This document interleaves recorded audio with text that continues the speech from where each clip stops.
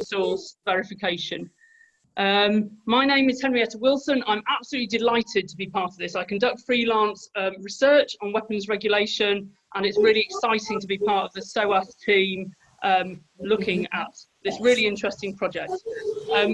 Thank you all very much for coming here, and welcome to everybody. We've got a lot of really exciting speakers and a lot of very exciting participants.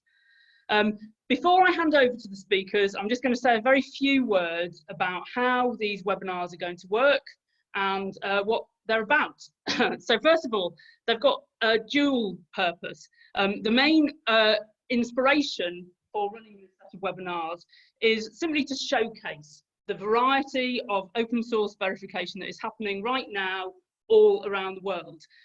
So by open source verification, what we mean are systems for tracking illicit activities that rely on publicly available information and that are done by non-governmental groups and individuals. So we're aware that technologies have absolutely transformed the capacity for looking at things remotely, identifying things that are going on, and also for communicating about those things. So we can see this in activities designed to observe nuclear proliferation, small arms flows, movements of illegal radioactive materials. All sorts of tracking systems are happening in very different ways. So we want these webinars to really explore that diversity of what's going on. But beyond that, we want the webinars to provide a space to really consider some wider issues associated with open source verification. So as different as all of these activities are, there are some commonalities going on around them. In particular, there are some challenges. Some of the activities encounter very similar ethical dilemmas. Some of them have issues around authenticating the data that they generate from the open sources. And there are also some commonalities in thinking about the wider political significance of open source verification. So question marks around how much open source activities can contribute to bigger sort of regulations against weapon systems, and that's particularly interesting to two projects at SOAS. First of all, the Scrap Weapons project, which is looking at options for general and complete disarmament, and relatedly, SOAS is looking at the possibilities, the desirability of a global weapons tracking system. And in that mind, we're thinking about, could open source verification afford a seed, an inspiration for a global system to track weapons? Would that be helpful to other global regulation systems? Is it helpful to have more diversity? So these webinars are really an opportunity to explore those sorts of questions. So what we're going to do today is we're going to have 4 short talks from people engaged in very different sorts of open source verification activities. And then we're going to have a comment from a respondent who will reflect on the talks we've had. Throughout the webinar, we'd be really happy to have questions from all the participants, and you could submit those through the chat function. If possible, it'd be great if you could also give your name and affiliation. You can start asking questions or making comments right now. The webinar will be recorded and transcribed and published via the SOAS website after the event. And just to say, we're set to finish this webinar at 3 p.m. But we are going to keep the Zoom function open for another half an hour after that, for anybody who wants to stay on for some informal discussions around the event. So just to give you a sense of the running order, I'm delighted to introduce some really fantastic speakers. Really grateful and also their time in contributing to this. First of all, we'll have James Revill, who's a researcher on the WMD programme at UNIDIR, and he's going to be followed by Veronika Bedenko, who's an analyst at the Open Nuclear Network and DTEO. Andrea Carboni is a senior researcher at ACLED and a research associate at the University of Sussex, and Grant Christopher, a senior researcher at VERTIC, will be the final speaker. Also from VERTIC, we've got Anuradha Damale, who's going to reflect and respond to the speakers. So thank you very, very much for everybody, and I'll hand over straight away to James Revill. Thank you. Okay, hopefully I can get this working.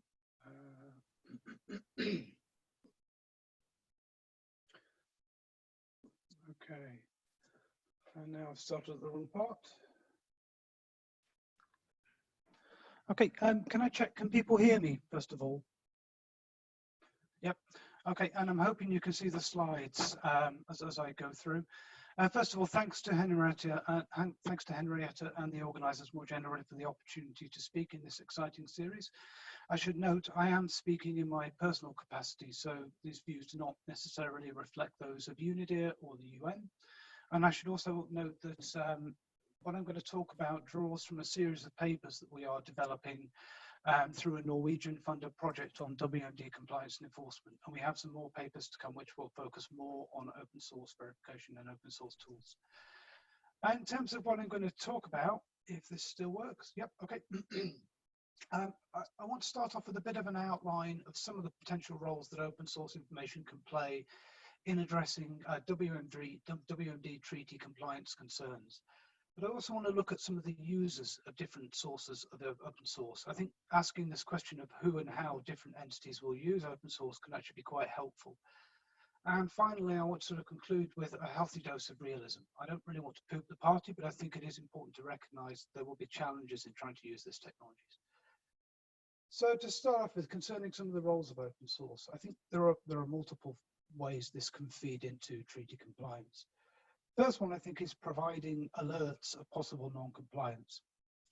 Alerts of incidents such as disease outbreaks or alleged chemical weapons use will in some cases become first visible through open source data.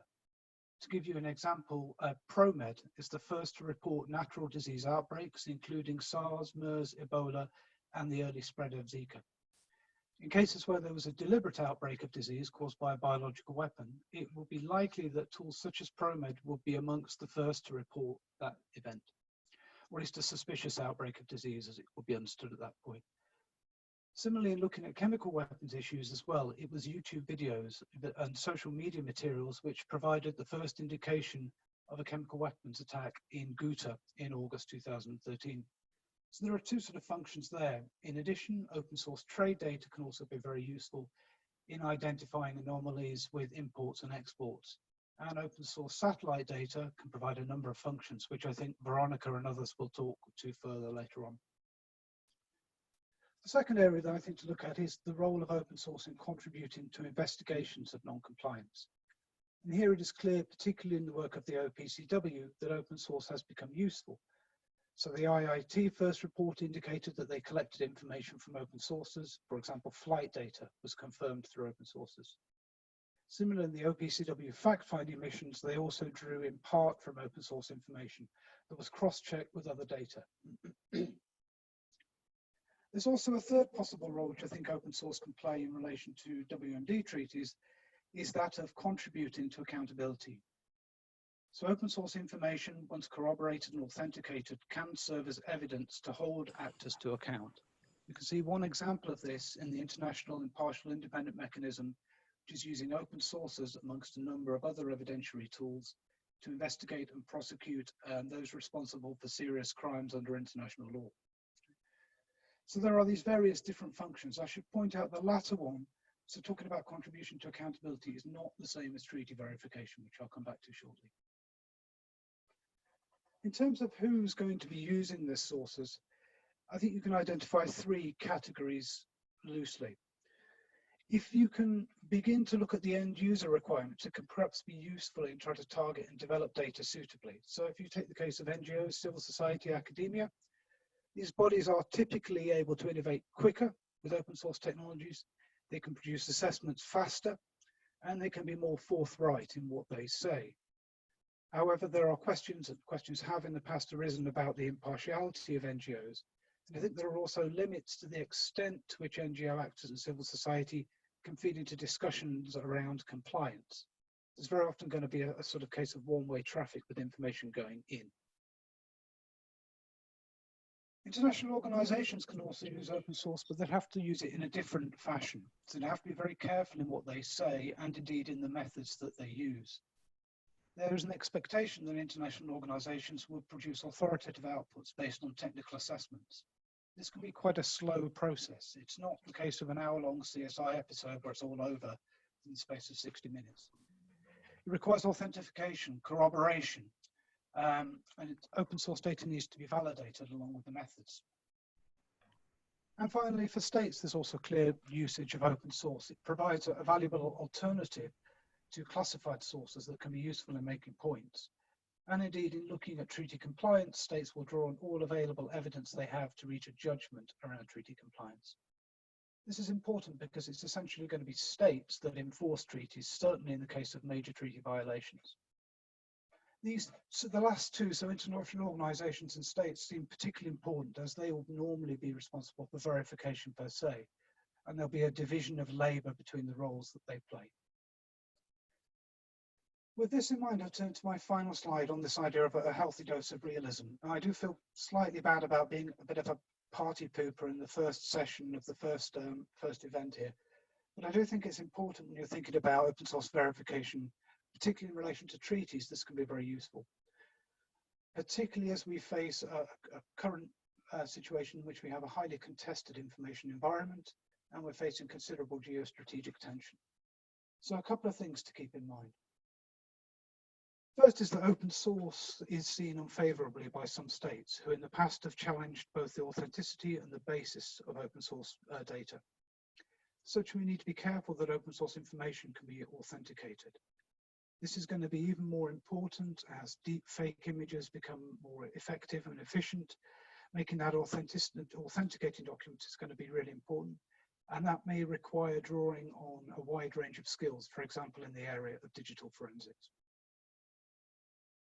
It's also important to make sure that open source verification tools are going to be corroborated with other information.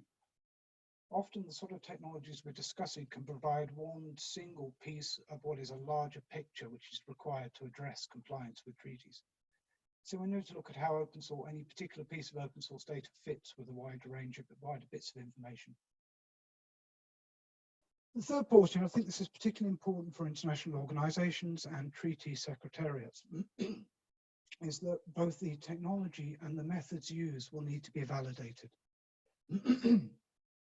This, in some ways, armor plates or provides a shield against criticism of procedural or technical criticisms around procedural or technical integrity. So having clear, agreed methods as to how these tools will be used can in some ways protect the use of open source. The fourth point relates to information management. In 2019, the IAEA Director General indicated that the agency was handling 140 million items of open source data every year. This raises the question of how international organizations, particularly treaty secretariat bodies, are going to be able to sift out relevant information, how they're going to be able to collect, assess, and preserve a wide range of open source information. That's something that can be quite tricky to do. And I suppose my final point is that technological developments in this area and innovations in this area are really kind of exciting, and it's proceeding at a rapid rate.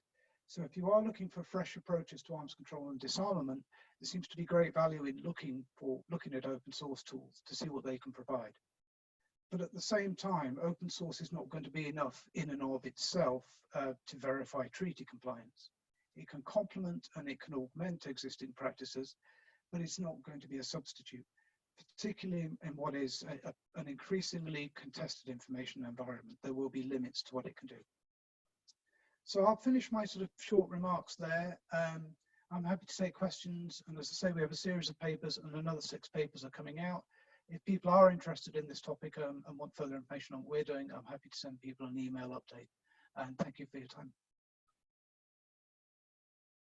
James, thank you. What an amazing introduction to the sense of the possibilities that open source verification can afford, but also a real sense of some of the difficulties that it might face if it tries to engage with bigger political processes. I'm really interested to find out more about these sorts of areas, and I'd be interested to hear your thoughts about the extent to which some of these technological solutions might provide opportunities to bypass some of the geopolitical problems you referred to. So I recognise completely that there are limitations that come with open source, particularly around validating the information that's generated. But it also seems to me that verification conversations in the past often got stuck in negotiations around what was politically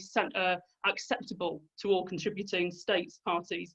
But now that so much can be seen by non-states, non-governmental groups, does that circumvent those conversations in any sense, do you think?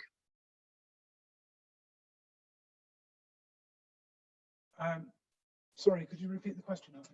Sorry, I was just thinking, it's just a speculative question. So I've been thinking, and I've noticed we've got a question from Chentu about verifying the BWC. Is it possible and necessary after COVID-19? Or is there some minimum verification that would be agreed upon at the 9th review conference of the BWC? You can save these questions if you want to, you can jot them down, you can read the group chat. The thing that I was asking you about was, mindful of the fact that verification regimes in the past were dependent on what could be agreed politically by states, does open source verification afford opportunities that those sorts of conversation are bypassed, simply because so much stuff is more visible than it was before? But yeah. I think there's certainly potential to do that. I think though, for the same reasons, the current difficulties that we're facing at the moment in terms of the wider geostrategic context, I think getting acceptance around those tools may be more difficult now than it would have been in the past. So I think there's certainly technological potential to do that, but realizing that potential will require overcoming sort of political ceilings in order for these technologies to be accepted, which is perhaps becoming more difficult now. If I may respond to the BWC question later. Of course, thank you very much. Thanks, James. So I'm going to pass the opportunity to talk now to Veronika Bedenko. Thank you very much, Veronika. Thank you, Henrietta. Just unmuted myself and let me start sharing the screen. Okay, did it work? Does anyone see the screen? Good.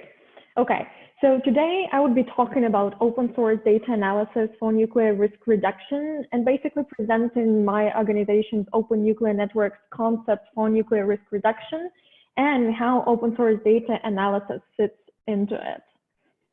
So just to give you,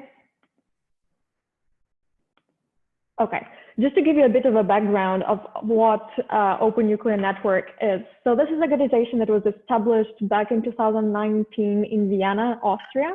And ONN is a program that is being privately funded by a philanthropic One Earth Future Foundation being headquartered in the United States. And ONN's financial and programmatic independence allows us just to try to remain non-aligned and politically neutral, to reference James' concerns that he raised in his talk. ONN's approach to nuclear risk reductions consists of two core elements, the synergy of which makes ONN concepts specifically powerful, as we believe. So the first element is open source data analysis.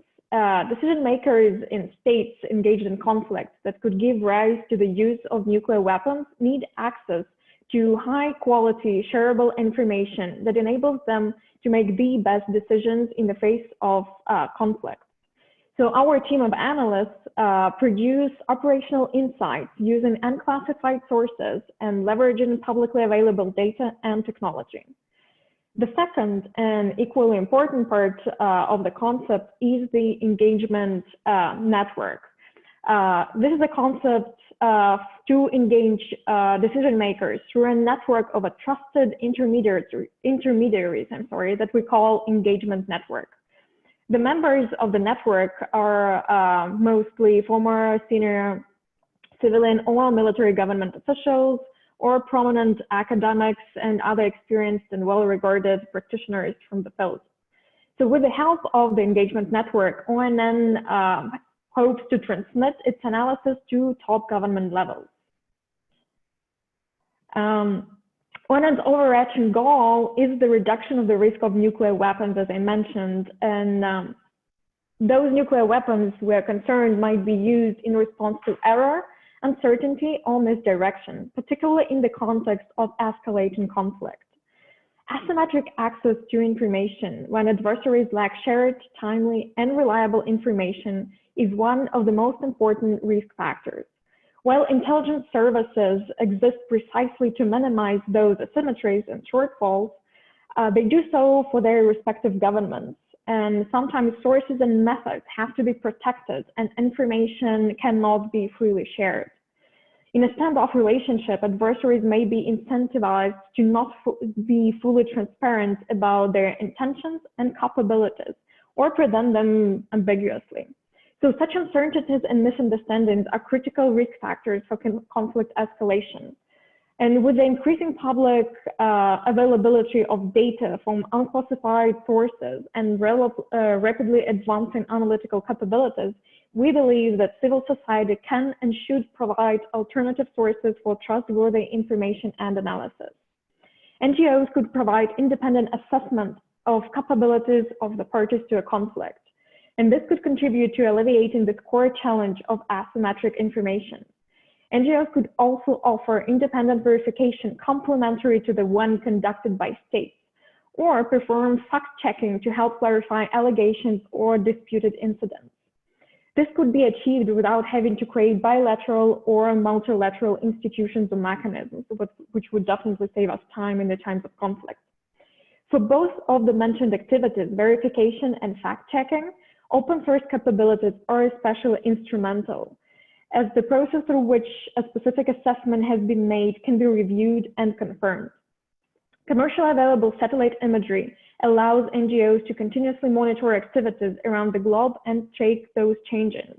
For example, like movements of troops, military vehicles and large equipment, renovation and upgrading of sites, those could all be now observed through the rapidly developing and commercially available remote sensing capabilities. While governments, of course, could initially be uncomfortable with such third-party involvement, a proven record of neutral assessments can increase confidence in the added value of neutral non-governmental entities. So one of the key tools that my organization and analysts in our organization use in their work is the open source data platform that we call the TEO. This platform is was designed specifically by ONN to facilitate a more efficient way of data processing. So the TEO brings together diverse types of data such as text, images, videos, satellite imagery, aircraft and marine vessel tracking data, and all other types on one platform. And by combining all those data sets, the platform empowers the users with a more comprehensive basis for the analysis. Another essential characteristic, and probably the one that is most important, is the accessibility of the TEO for the general public. So we encourage individuals who are interested in open source data analysis to join the platform and contribute to professional conversations. The TEO allows vetted users to interact with each other and discuss any of data available on the platform. So through those conversations, it would allow us for a constant peer reviewing of one's analysis, thus increasing the quality and making one's analysis less biased. So with that, I would probably stop here. And if you have any questions and comments or any points for discussion, I would be happy to address those. Thank you so much. Thank you, Veronika. Wow, an amazing insight into a project that's really operationalizing some of the things that James mentioned. It's really interesting to hear about this model that you've got for crowdsourcing people to come and help authenticate the data that you generate. So it'll be interesting maybe to have a conversation with James about how that could work in the wider conversations he was talking about. I'm interested to put it back to you. You say that one of the roles of the Open Nuclear Network is engaging decision makers. And so just a very quick response about how much appetite is there for that? How much interest is there for that in the people you talk to? Right. So just because we're a new program just established 2019, we're still in the making.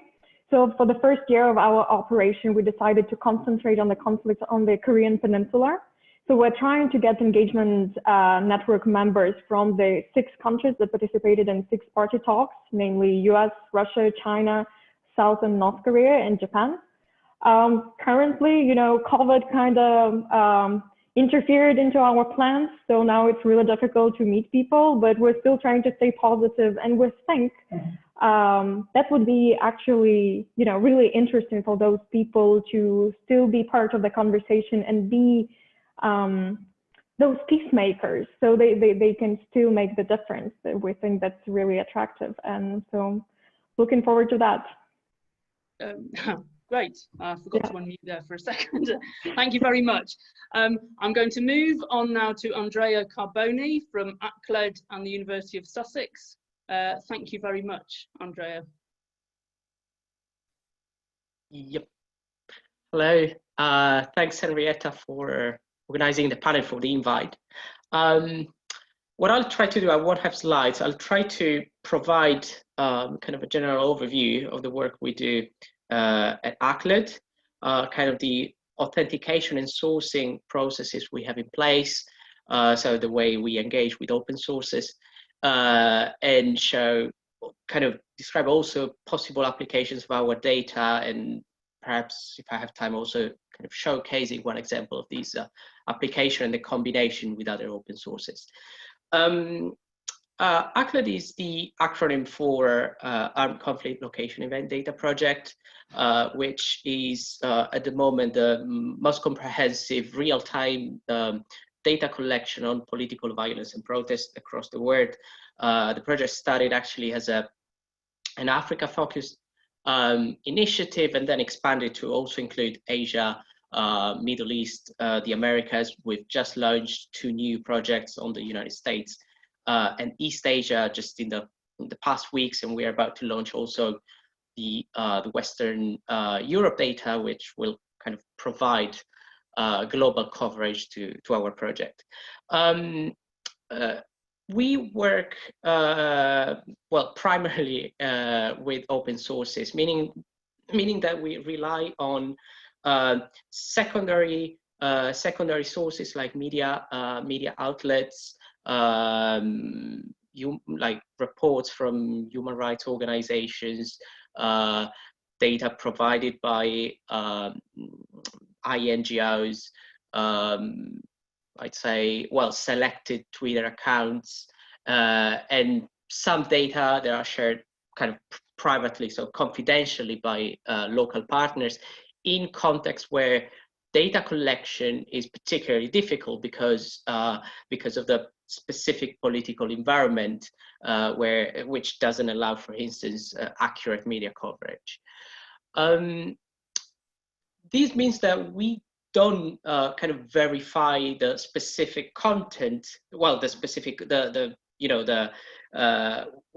we are not collecting the data ourselves. We don't have of course, the resources nor the team to do that. But we rely on the quality of the sources we use, and we verify that the sources, again, we use are trusted and provide as accurate as possible information. Of course, this is largely due to the real-time nature of the data collection and the scope and the kind of general scope of the project. So we kind of try to work globally and have a full coverage of all states, which means rural, urban areas, outside of the usually most covered regions as well. But again, because of the real-time nature also of the data collection process, we are aware that there might be issues with data collection. This is why we periodically, I'd say weekly, review the quality and the content of the data we provide.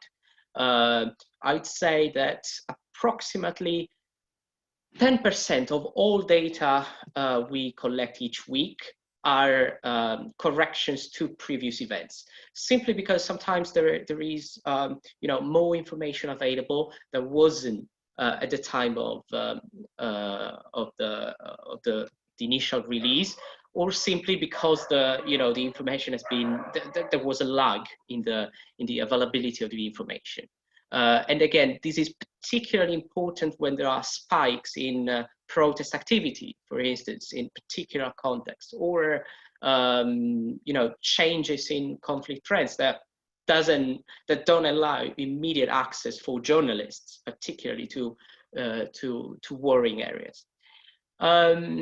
I mean, we can come back also to that with a questions later, and if you actually want to know a bit more about the data collection and the sourcing process, which is a big part of the the internal reflections we have in our team.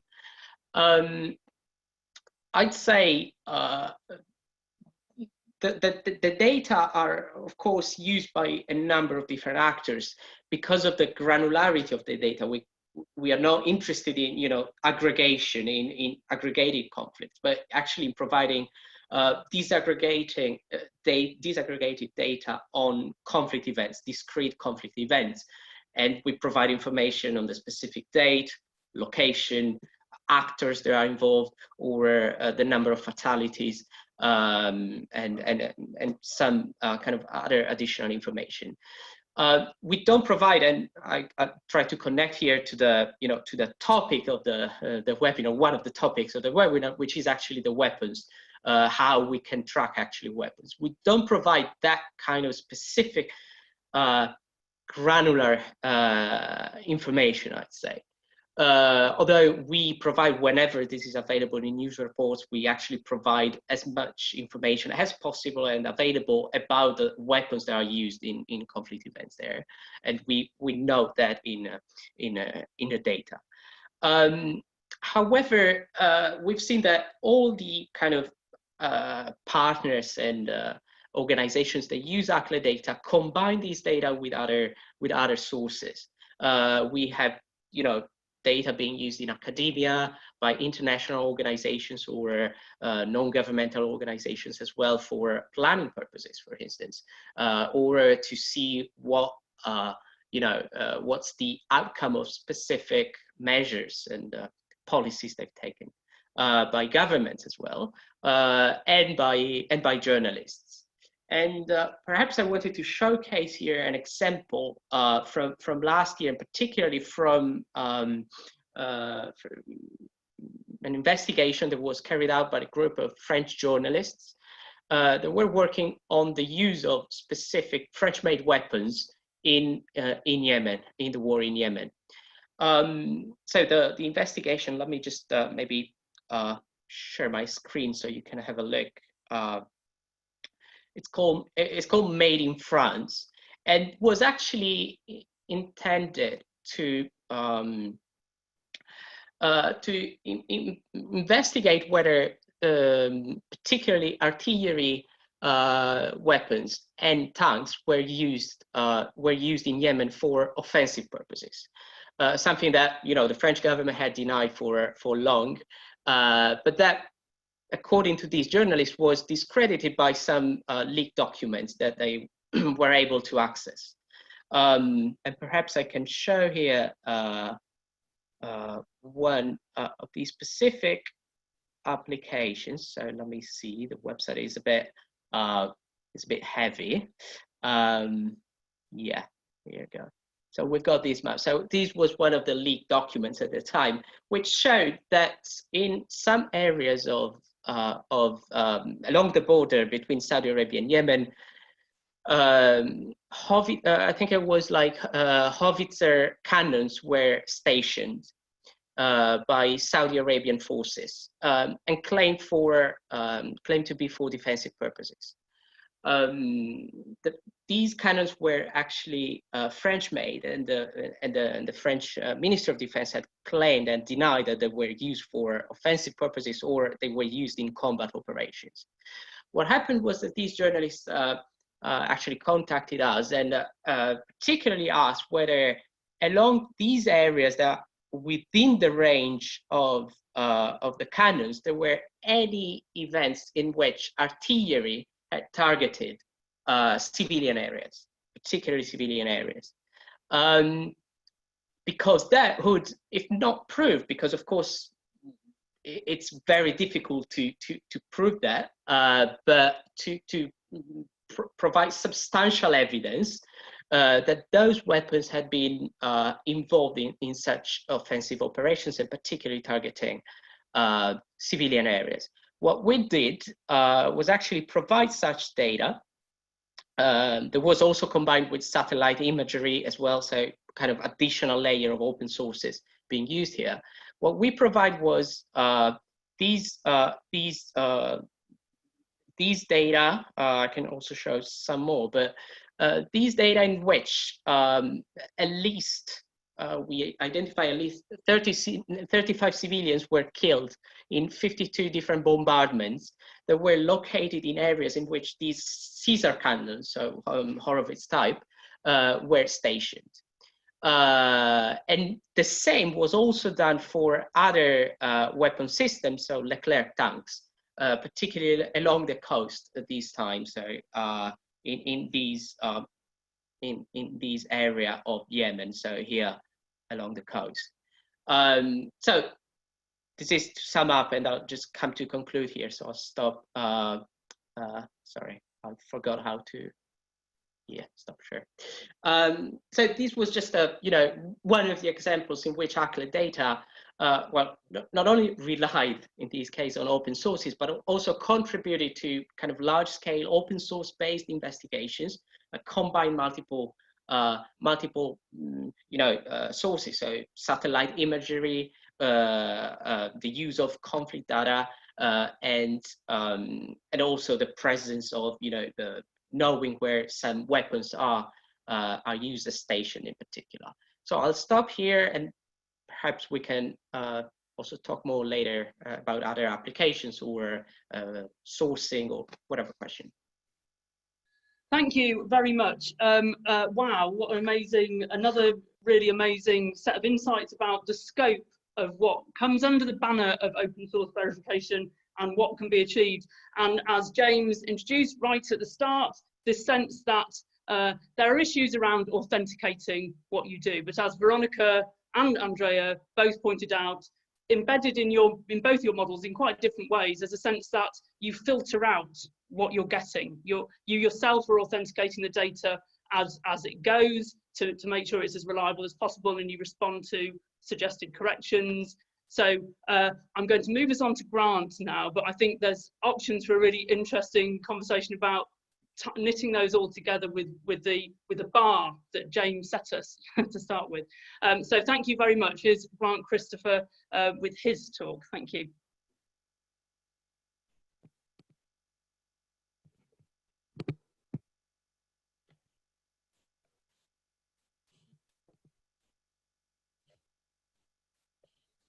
Hello everyone, sorry, I just wanted to get everything set up before I started talking.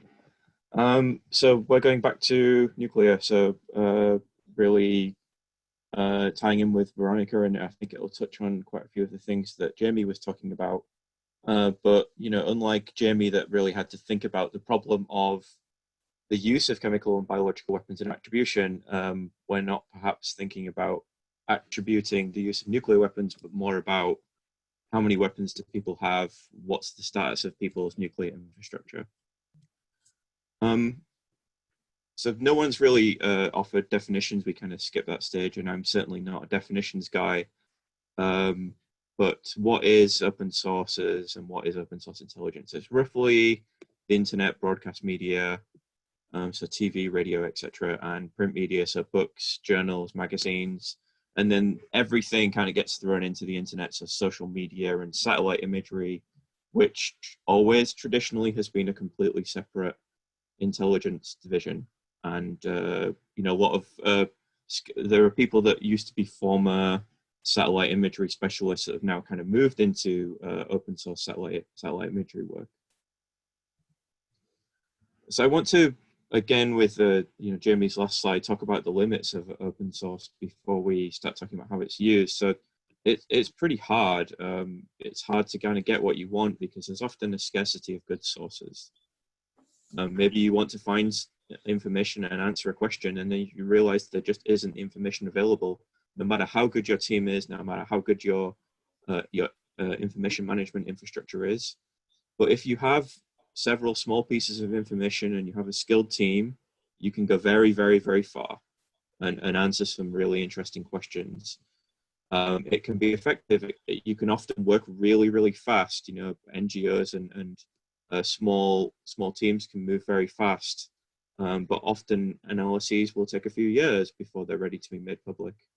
But you know, as people have said, you can openly share these. This is a way for parties that don't really want to talk about national technical means, so spies and satellites and such, to talk about what another country is doing without revealing sources. But really importantly, it's just a component when talking about verification regimes. So verification has been used in two different ways in this talk by everyone. So just if you talk to OSINT people, verification means, is this thing that we found, does it actually show what it really is showing? That's what verification means here. And then we're also talking about an international agreement where you're trying to verify that each party is doing what they say they're doing under the agreement. And that's what I will talk about when I talk about verification here. And you cannot use OSINT alone to constitute a verification regime. You must have some other elements to your regime to do it. So I come from VERTIC. VERTIC is really, first and foremost, a technical verification organization. So we help organizations build and improve their verification regimes. That's basically the written nature of VERTIC. I want to talk about a very exciting recent case study I had the privilege of being involved with. So this is really done by Dave Smeller. He works for the Center for Non-Proliferation Studies, and this work is also in partnership with Royal United Services Institute, RUSI, and we're looking at North Korea from open sources. And Dave just published this analysis of a re-evaluation of North Korea's only known uranium yellow cake production facility. So the nuclear fuel cycle, as many of you know, you've got to get stuff all the way from mining it in the ground to your weapons testing facilities and metallurgy factories. And you've got to make some fissile materials, so stuff you can put in bombs. So there are going to be quite a few facilities in every country doing this. And the real goal is figuring out what's going on at these facilities, what research is going on, but also what materials going in and out. And you know, clearly the main product of this analysis is this large picture.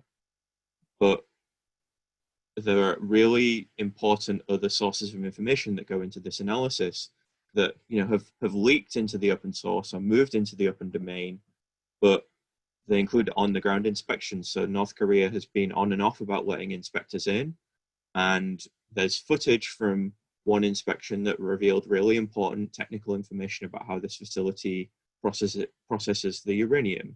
That was a really important part of the investigation. There were diplomatic cables from in the Cold War that give us a clue about how concentrated the uranium is that is being mined out of the ground. There's some important technical papers just in general about the process that is going on at this kind of facility, but also specific to what North Korea is doing. So the big takeaway is satellite imagery, this was titled, in the age of Google Earth, so with a satellite imagery focus, this is dependent on what other sources are available. And, you really need to be able to do on-the-ground inspections and install technical equipment to have an appropriate and competent verification regime for assessing a nuclear program. I've gone the wrong way. Apologies. So I just want to conclude on this. So this is another brief case study. This again comes from CNS really, but just talking about how OSINT can respond to the news cycle and what its role is. So the picture on the right the top right is from the negotiations of the Iran deal, the JCPOA. And right up to when this deal was concluded, this had significant political domestic opposition in the United States and in other countries. And this has been done before. This isn't the first instance and it won't be the last. But some people weren't happy with the status of the negotiations and that something was going to be concluded. So Iran had a history of concealing enrichment facilities, the most sensitive, one of the most important parts of the fuel cycle, where you get uranium you could put in a bomb. And an organization said, no, they've got another facility, trying to erode Iran's credibility. So, I got contacted about this and asked about this, but, thankfully the CNS team, Jeffrey Lewis, had already published a refutation of this on the Arms Control Wonk blog. And people associated with DTS, so Melissa was involved with this too.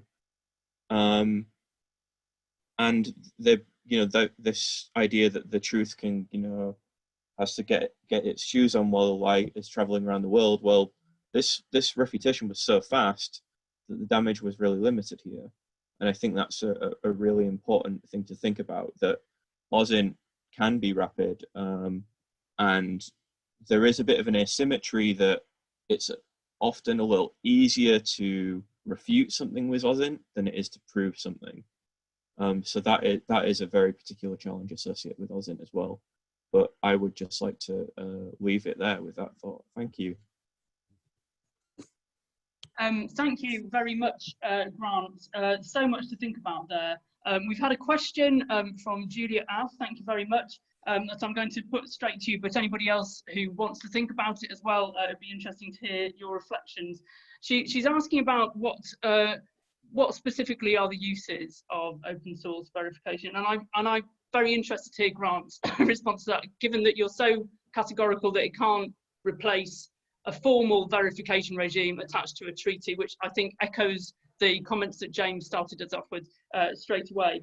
And I absolutely appreciate what you're saying, but it also feels to me, you mentioned one of the tasks of conventional verification regimes is to build confidence in compliance. Well, it's very hard for a conventional verification regime to do that. So the fact that it's also very hard for open source schemes to do that doesn't seem to me to necessarily rule it out. I don't know, I'm kind of thinking off the top of my head. And then secondly, Julia mentioned, do you see there's a difference between open source intelligence and open source verification? It feels as though there are subtle differences to me, but I'd be interested to hear your thoughts about that.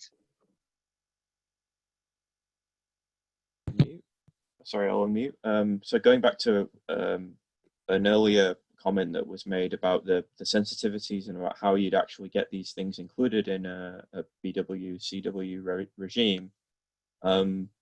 So one of the reasons open source intelligence is used, that's what the practitioner community uses, but politically it's easier to just talk about open sources.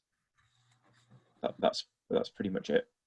From my understanding. So I have never had access to classified information, so I can't give a complete answer about how in an all source intelligence question what role open source does, but I have spoken to many people that have tried to do these things, and hopefully what I presented kind of gives a little more on Julia's question. So Julia posted it before my talk, I know, but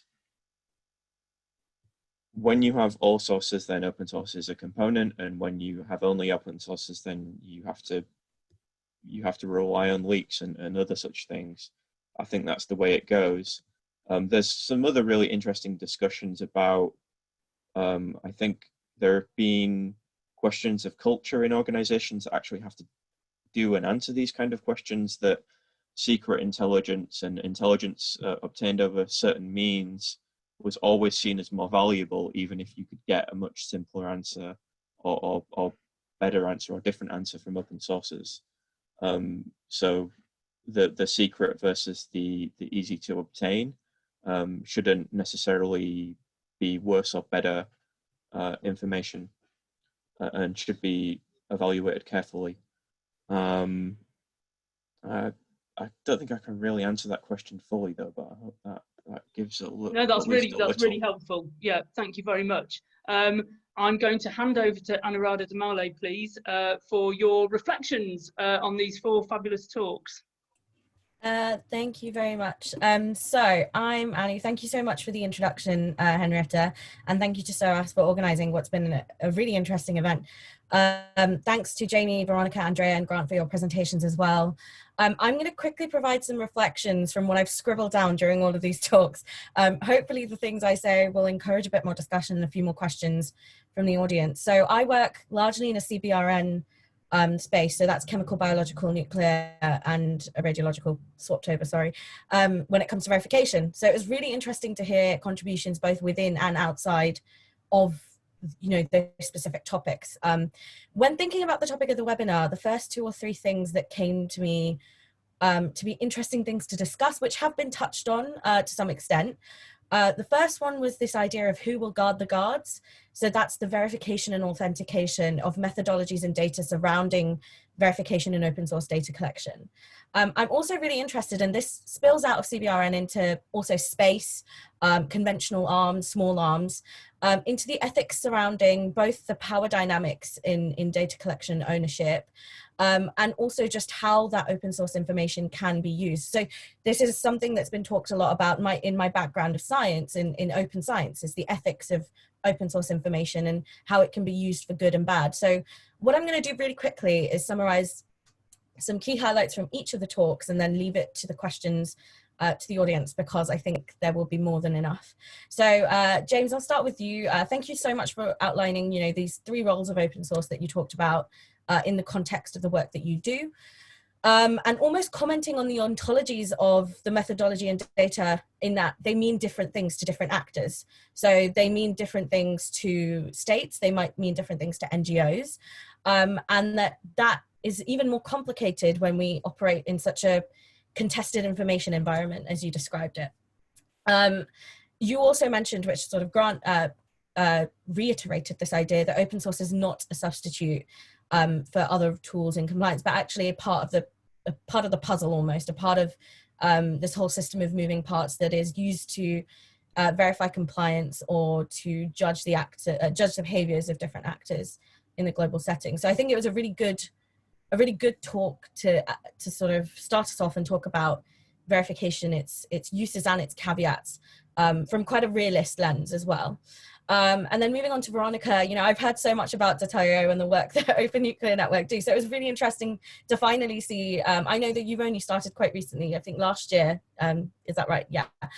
So it's really great to see how you're directly addressing the power dynamics almost that I was talking about. So this asymmetry of information, it's something that needs to be addressed, especially when you talk about ethics and the verification of information, and especially touching on the diversity of the data and how they interact with each other.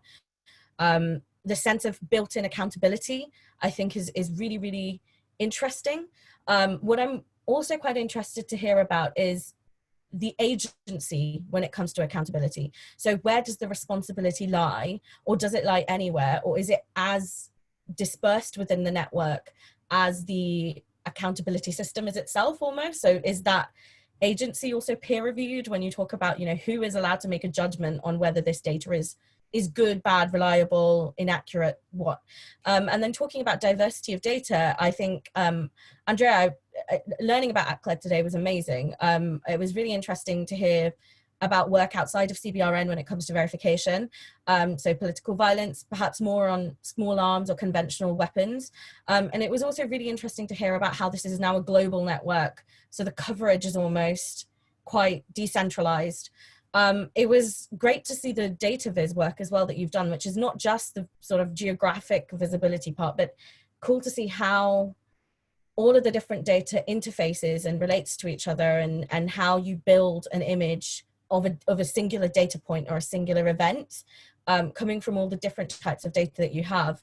And also sort of different to the verification work that I've been exposed to, in that we at so I'm at VERTIC with Grant Christopher, and I work within his team. and to hear about how, you know, our work is very much quite often looking at lots of different data and aggregating it over time for a specific country or a specific issue. Looking at how you have discrete packages almost of data for individual events and how open source information can be used for so many different things, but there's limitations for each, and sort of understanding, I'd quite like to understand a bit more perhaps the difference in the methodology surrounding those two different approaches and what the pros and cons of each are and how they fit in to a larger sort of compliance or security regime, if you will. And then finally, Grant, it was a great review of the project that VERTIC are doing, but also I really appreciated you defining what OSINT is, because I think a lot of times in this field, you know, we literally have an institute called the Acronym Institute because there are so many acronyms. And I'm a big fan of just trying to make everything a bit more understandable. So thank you so much for firstly defining what OSINT was, but secondly also kind of outlining how difficult working in OSINT can be. It's almost like a puzzle that's in 4 dimensions, but as long as you have lots of different people working together, it can kind of work. Now, the one thing I really took away from your talk, Grant, was when you mentioned how some of the data initially was protected and then became open source. So things like ground observations within North Korea, and it's really interesting to think about how the nature of data can sometimes be dynamic. So it also, by that logic, the quality of open source data can be varied and dynamic too. And so I'm quite interested in hearing from you, you know, for instance, the quality of a data point can differ by source, but it can also differ over time. So if you have a country, for instance, with a changing administration, perhaps the quality or amount of data that you get from that country changes over time too. So I'm quite interested to hear what you would think constitutes good data, or how you apply intelligence methods to be discerning enough to understand what a good data point is, what a reliable data point is. Or is it always going to be relative to the other data you have? Is it more about how it fits in to the rest of the data? So what sort of judgment calls you have to make when you're doing open source intelligence work? And then also when it comes from sources such as deflectors or countries that have vested interests in a certain issue, how the ethics of that scenario play out. So I'm actually going to leave it there because I scribbled down so many notes. It was really hard to try and provide a short reflection on what's been said, but thank you again to all the speakers, and thank you, Henrietta and the SOAS team, for organising today's event. Thank you, Anu. You've done an amazing job at kind of encapsulating so much of the richness that we've got from the speakers today. I'm very mindful that we're on 3 minutes to 3, and at 3 o'clock I said we'd segue to a more informal discussion, and some people may need to leave at that point, so by all means do leave if you do need to. So I'm going to give each of the speakers a chance to respond to Anu's point, but also flag up that you've had a couple of other questions through the chat function. One very specifically to Andrea about methodology for looking at the specific case study you mentioned, and one from Lydia Wilson asking about how much disinformation affects the challenges of open source verification. So I'm going to go through in the order of the speakers to give you a minute or 2 maximum to respond, and then if you could stay for a more informal thing, I'll give you a longer chance to respond. So James, you first, please. Okay, thank you, Henrietta, and thank you for all the questions. I'll try and be as quick as I can. Just to point out, Veronika, the comment on impartiality was not directed towards you or ONN, just in case there's any confusion there. If I could address Chen Wei's question, I think that'd be quite important because it was a really good question. There are tools that we didn't have last time there was a serious and significant discussion around BWC verification. One very small example could be online open source trade data, but this is one of a number of tools, including those that Veronika and others have spoken about, which could be adapted. Combined, I think there is potential that these could give us greater confidence in compliance or indeed non-compliance, but I don't think it's necessary. I'm slightly hesitant about using the term verification in this regard because that, to use Anu's phrase, there's different ontologies and different meanings there as well. But I think this does really just point to the importance of preparing to have a fresh and a constructive discussion in the run-up to the review conference scheduled for late 2021. And I hope there's a window of opportunity which states will seize there. If I may, just one other point in relation to Lydia's question on disinformation. This is not something which is new. This is something which has been around for a long time. It's become faster and spreads more widely, much more swiftly.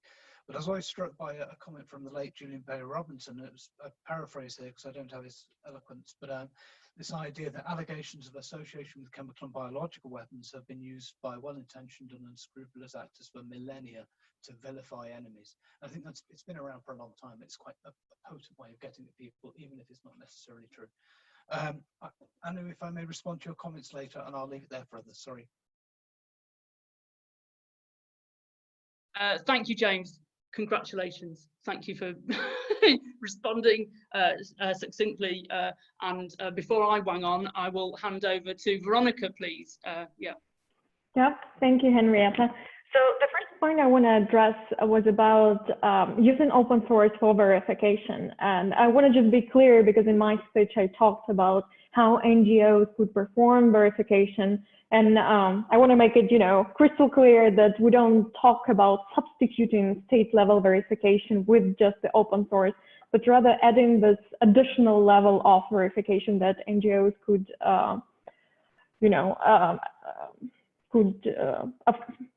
offer as an addition to the state-level verification. And then to the comment that Anu made about the responsibility, who is responsible for the analysis that we do.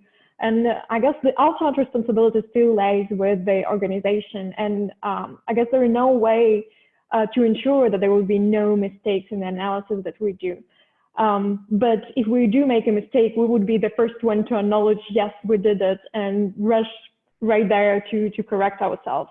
But that's when detail, we believe, becomes really instrumental, because you do put this in the open source and you crowdsource your analysis.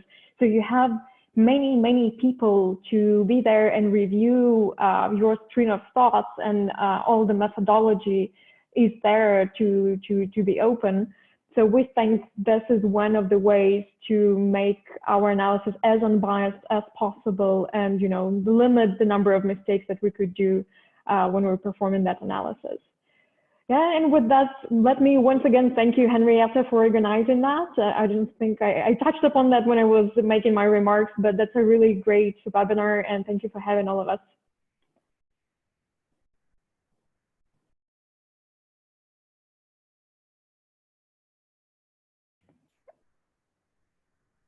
Oops, there I was talking. Thank you, Veronika. It's thanks to all of you guys that this is such a rich and interesting conversation. So over to you, Andrea, to respond quickly to these questions that we've had, first set of questions. Yeah, I'll try to answer quickly. I mean, the question was very large, and perhaps I'll also try to answer Lydia's question about disinformation, or in general about how we balance, even the kind of the richness sometimes of information. So what we try to do, at least, is to, well, first of all, triangulate as much, like the information we have, the reports we have, as much as possible, and as much as it's available. For instance, even in very polarized contexts where there are, warring parties, and they may try to spin their own positions, their own figures, for instance, we always try to combine, see whether we can find actually more accurate information on either side. If not, we always rely on the most conservative estimate is possible. We try not to inflate the scale of the violence. So we report the events. We try to make sure, this is like the events we capture are included in our data. But when it comes to, for instance, including the number of fatalities, which in particular contexts, again, can be very politicized, can be used by different sides to push their own propaganda agendas or whatever, we always rely on the most conservative estimate. This is done consistently across the globe and across regions. Again, I've worked primarily on Yemen in the past few years, and this could be done in areas, for instance, where there was even a lot of coverage, when the media environment was rich and you had different positions on the same event. You had different reporting, sometimes reporting no fatalities, on one other outlet reporting 10 fatalities, let's say. We would always rely on the most conservative estimate in this case. The problem comes where there are environments where there is only one side reporting. This is the most difficult for us, because we have to kind of make a choice in between, reporting the information as it is available. But at the same time, we are aware that we are trying to use, we are using actually only one side, only because that is only that we have available.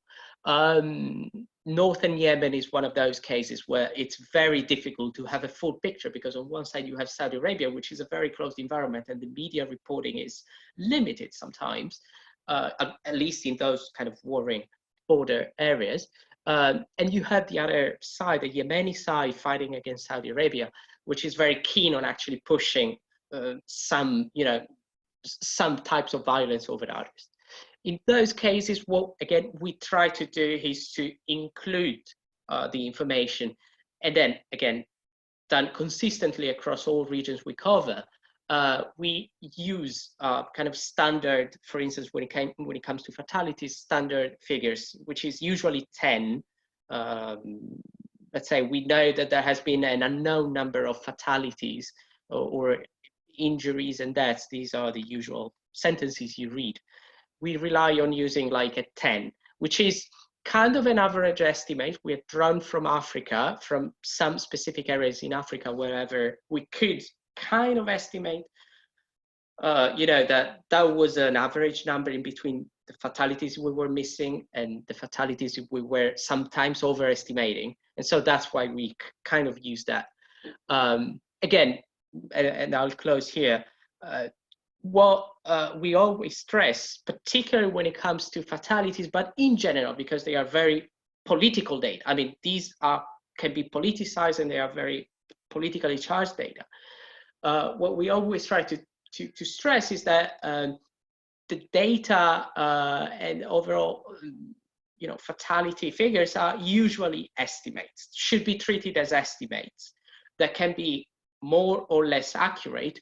But it shouldn't be, we don't do that, like providing, the very exact number, because that, again, since we can't do like the first-hand verification, working on kind of large-scale projects, this is what we try to do. So rather than saying this is the exact figure, we try to work on either time trends or estimates. I think this is a bit more productive and accurate to the reality of the process data collection. Thank you, Andrea. A very interesting, it feels as though there's different levels going on here, that your data is maybe bypassing some of the bigger treaty conversations that James alluded to. We've got a question from Paul Shorter about that. I'm mindful that we're at 8 minutes past 3, so I'm going to invite Grant to quickly reflect on the questions so far, and then we'll segue into people being able to make direct comments across the board. Yeah, thank you, Grant. So I'll go straight into Paul, because I think it's the most interesting and difficult question. And I mean, Paul knows very well that we shouldn't expect OSINT to be some silver bullet for the most difficult problem or one of the most difficult problems in arms control, which is compliance disputes. But it can help, and it in the right context where there's good open source information. Maybe there's a way to help parties resolve disputes by openly sharing without revealing sources and methods for having got that information from the first point elsewhere. So perhaps that's a way to talk about that. So on Anu's questions on data over time, etc. so you can think about some states have become aware of OSINT. So we're in a capabilities, counter capabilities regime. You know, they know to censor their propaganda and change the angles that things are shot and things like that. They know that people monitor their websites. So there are, you know, there used to be a lot of low hanging fruit, but now the community and the NGOs and the IGOs have built up capabilities. So there's additional things we can do, but there's always going to be a capability counter capability battle in terms of getting good OSINT and it being concealed. On disinformation, so I gave a pretty good example of quite elaborate disinformation. So to do this well, right, it takes probably as much time as it does for good OSINT investigation. At some point, you got to think about that. So maybe we're in a good place where the OSINT investigators have the advantage, and it's harder at the moment to craft a credible disinformation campaign. In terms of, you know, each individual piece of information that comes through, you know, a good OSINT analyst has a checklist of things that they do that they can go through to try and, you know, be it a social media post or a video or an article you find, and then you can go through technical authentication procedures. You know, CNS uses a thing called tungsten to do technical analysis of photography and imagery. So, you know, there are things you can do to be pretty sure that the thing that you've got is the thing that it says it is, or to discard it. So those capabilities do exist, and they are quite hard to spoof, I think. Deepfakes, you know, we're in a new era where there's going to be a lot of problems. But, you know, we're going to need probably on the political news cycle side, like an army of citizen soldiers, you know, refuting this stuff as it comes in. On the WMD side, I don't know.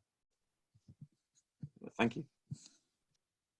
Thank you, and again, for all of you, well done for summing up so quickly. We're now on 12 minutes past, so I think we are officially in the informal discussion bit. Thank you. So I'm aware there are some questions in the chat function that haven't been aired yet. I wonder, from Julia, we've had a question saying, how do you factor in the selective nature, the individual motivation of open source verification? We've heard very quickly a response to Paul's question, and Lydia had a comeback on disinformation. Do any of you three want to voice your questions in person? Because you now can.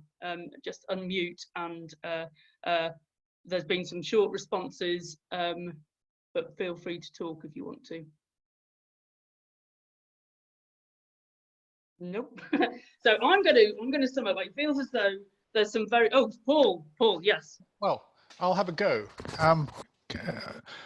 First of all, I think maybe I had to miss some of this, so this point may be made. Open source may be more useful than its politics say, because open source ticks off state intelligence organizations. So you get a synergy with what national technical means are picking up, and that all helps the totality of verification. But it's generally uncool to mention that. Because it then gets denounced as a tool of spying. But it does seem to me that this, as I tried to suggest, this is important, but it really doesn't address the core problem of managing treaties and WMD, which is that whatever information you collect, it seems that it can be ignored and refuted and denied.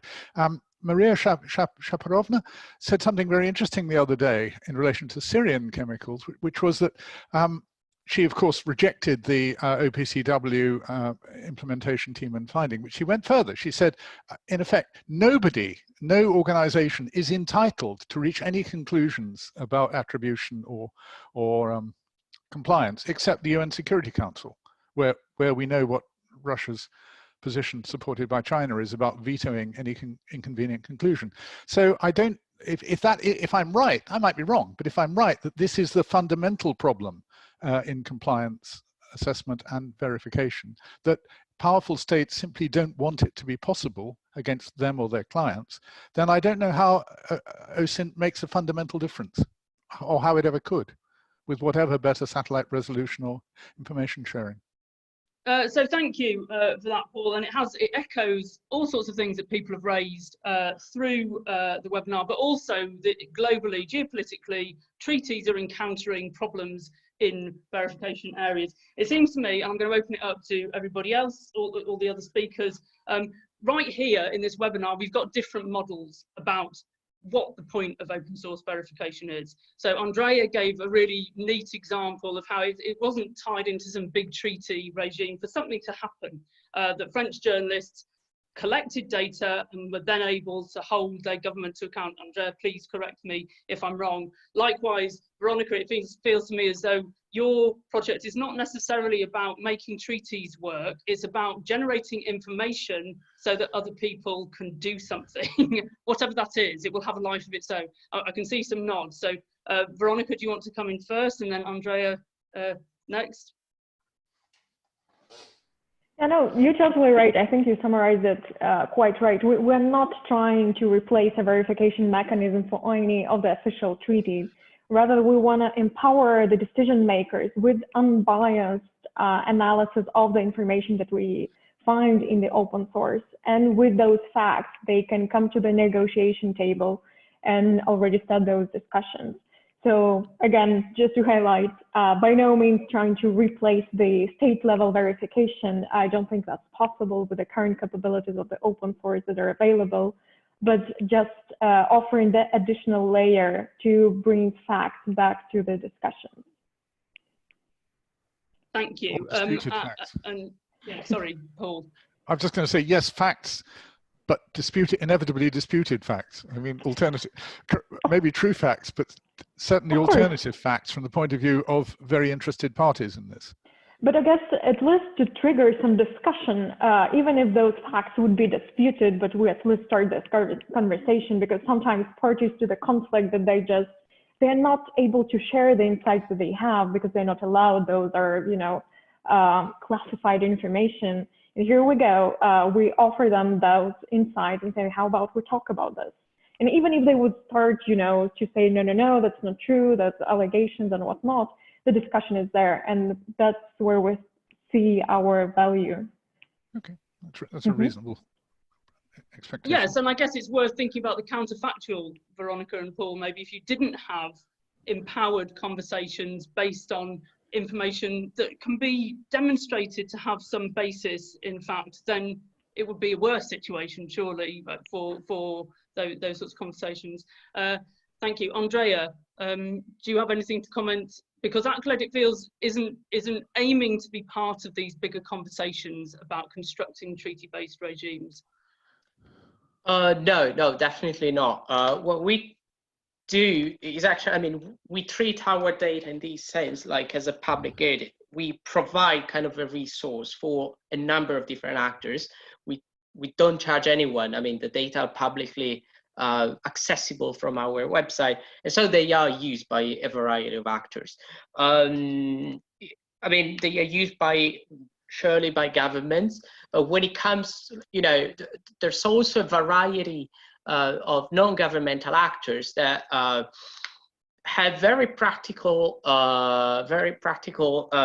needs to include these data in their operations. One of the recent kind of changes we did to our data was actually include kind of sub-event types, which allowed some humanitarians, particularly in conflict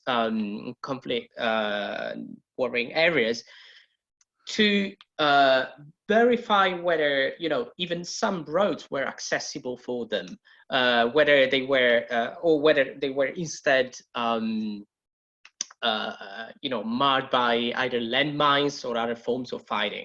The way these data are collected, so in real time, is of course a resource for many of these organizations that sometimes don't have the resources to either analyze or collect. And so, from direct experience and conversations we had with a multitude of organizations working in Africa, Asia, or elsewhere, these fitted. Maybe I can add one very small comment. I don't think, I mean, the data in this sense we provide are, I mean, this is a bit more kind of more general reflection, but I'd say they are usually picked up by either journalists or, you know, governments. They may change, kind of contribute to change the narrative, help empower, you know, someone within either in the media or within, you know, government circles or whatever to make a change. But I don't think the data themselves like are a resource that will change everything. It's kind of a resource, an additional resource you can use in, you know, along with many other things to push that change. If I'm thinking of, you know, that one of the most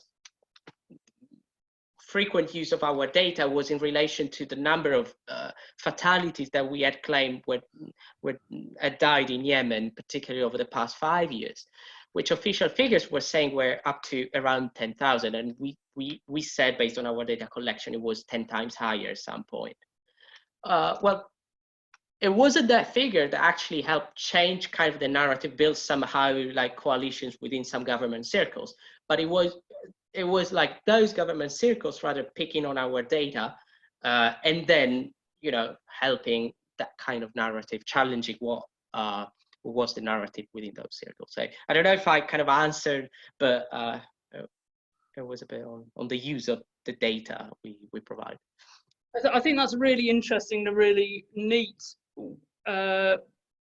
idea about a different way that data can be, the data themselves maybe aren't the only thing that's going on here, but from both of you and Veronika, and I'm going to be passing this back to James and Grant and Paul and Lydia if you want to come in, so do be making notes or whatever. So from what I've heard from Veronika and Andrea, there's this sense that good data is important in the sense of it could be important in different way, but the starting point is to get some good information and check it. In a world of disinformation that Lydia's picked up on, that there's loads of incorrect information out there, it's quite important there are checks and balances. James pointed out there's nothing new in disinformation, but there's this sense that maybe there is something new in the scale of it. Grant was saying that lots of it can be spotted, but that might not be true. You know, sorry if I get this wrong. But equally, in Veronika and Andrea's models, we heard ideas for how that disinformation can be managed to an extent. There's this sense, I think Andrea used the word triangulating the data points. Veronika, you were talking about crowdsourcing, and so a really useful function is perhaps this filtering of this soup of information that's out there. And Paul's already pointed out, you know, so what's the point? We find this stuff out, and how does it tie into bigger points? And I want to put it to James and Grant and anybody else that's interested to comment. What needs to be hit for this to make a really big difference? And is any bar, to an extent, completely artificial, given what we've heard from Veronika and Andrea about, to an extent, getting the conversation is enough. Getting conversation based on good facts is enough. So James and Grant, I don't know if any of that made sense, but please feel free to come in. Yeah, it did. I'm hoping people can hear me. I agree with Paul's sort of take on the limits of open source. Two things I would raise, though, might be worth consideration. I mentioned before is this role in alerting people that something has happened. So it's most likely that incidents of chemical weapons attacks would likely be identified through, you would first be alerted through social media. Similarly, suspicious disease outbreaks would most likely, there will be alerts through things like ProMed, so there's a role there. The other possible role is in relation to accountability. Now, I realize that is not the same as treaty compliance, and they're distinct and different entities. I'm also aware that the history of prosecuting people for chemical weapons related crimes is not particularly good, but it's a possible role that they could play with evidence or open source data being corroborated, authenticated, and used as evidence to prosecute crimes. It's a possibility. And I think the other factor is this idea that it provides additional texture to the picture of a state's compliance or non-compliance, which I think is nonetheless useful. And moving forward, the pendulum may swing back and we may not get back to business as usual, but this is not, it's going to be forever, this period of geostrategic tension. So there may be possibilities in the future for actually building and accepting some of these tools for use in treaty regimes. But I think you're right in terms of the limitations. It's easy for states to dismiss it. Thank you, James. Grant, did you have anything to add? Yeah, I've been thinking about Paul's point this whole time, and I mean, I don't have anything significant to add that doesn't really expand the discussion. I mean, I think there are ways to address Paul's point, but I think it takes us, quite far off topic. But yeah, very, very interesting and important. And I think that Paul, you might have missed my talk where I was talking about, like, even getting to the treaty stage in the first place, you might have strategic release of disinformation, and being able to counter that immediately can be quite helpful as well. Thank you, Grant. Lydia or Paul, do you want to come in with your comments in person? Just for the, is there a pattern here that in the case we heard about French weapons in Yemen, I mean, that seems real and true, and I can think that British governments have been embarrassed by revelations gathered by journalists or in future by satellite and analysts. But is the underlying pattern there that it's these states are mostly liberal democratic in their behavior and their accountability, and yeah, it makes a difference to them. Does it make a difference to states which are very determinedly non-liberal democratic and just refused to be held accountable by anyone except their own governmental structures? Is that the true pattern in the background of this? I mean, Paul, that's certainly where I would take the extended discussion. Right, that's the lens through which to answer this, but I think that goes beyond my. I mean, I'd have to probably, even for VERTIC, say I'm taking my VERTIC hat off and start talking. Great, and I think thank you, Grant. I think that's a really interesting point to raise, Paul, and kind of connects back with a question from Julia about the inherent discrimination, of the potential for inherent discrimination within open source techniques, in that it's unlikely that everybody all around the world will have equal access to the technologies that are needed to do it, or the political protections maybe that liberal democracies afford. I think that's also debatable, to be honest. We've had an enormously interesting conversation. As a final point, Lydia, would you like to come in on disinformation? Do you feel that the things that you were mentioning have been addressed?